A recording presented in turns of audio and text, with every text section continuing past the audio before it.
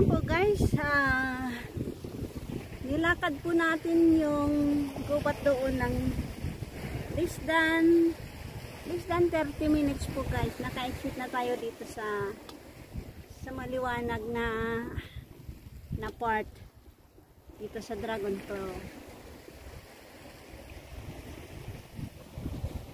So, yan lang po muna ang ating ma-share sa ngayon. See you later! Laki ng butiti oh! Wow!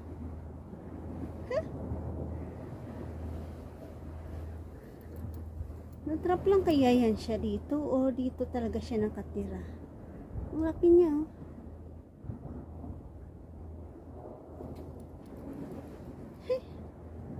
Ang laki-laki ng butiti.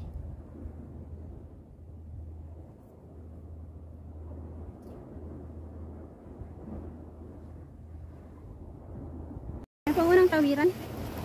Tapos, yun ang mas malaking tawiran. Tapos doon na ninaangat sila bandaro.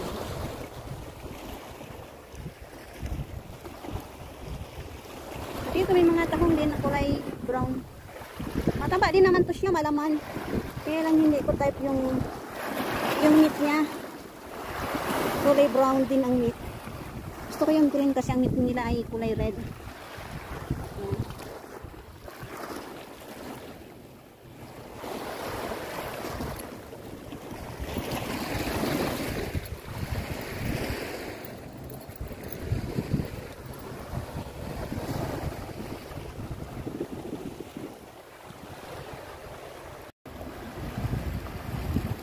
Dagansila Islands.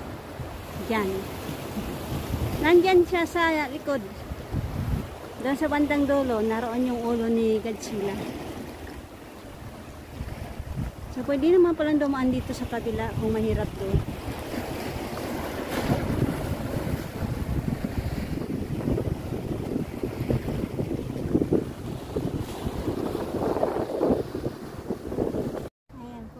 Luto-luto na tayo.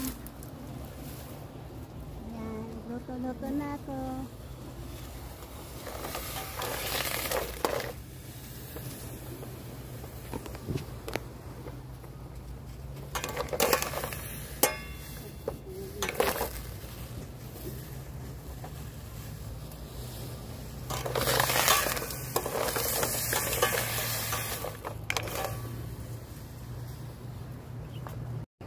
Ganda ng weather guys.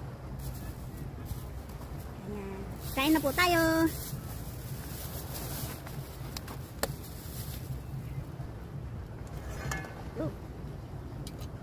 Ito na ang ating tahong.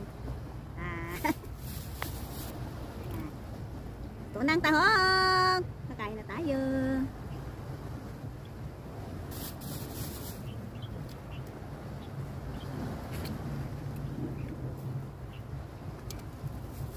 Kumain na lang natin.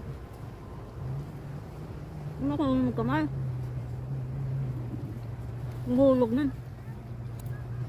Saan lang.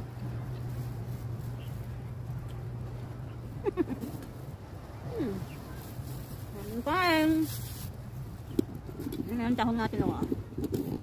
Ayan. Kunti pa lang ang kinuha ko kasi high tide pa. Hindi pa nakikita yung mga kulay green na tahong. Kunti pa lang yung nakikita na mga green.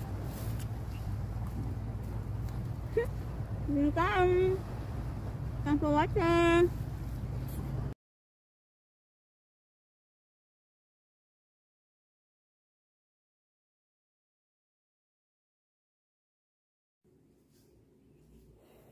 Ayan na po guys ang ating naiuwi na tahong.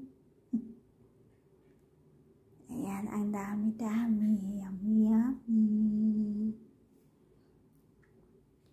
Meron akong nakuhang ito talaba. Ay, hindi yan ang talaba. Saan na ba yun? Ay, Ito yata. Tapos ito yung tahong na brown. Pangit ng kulay. Ang laki kasi kaya kinuha ko.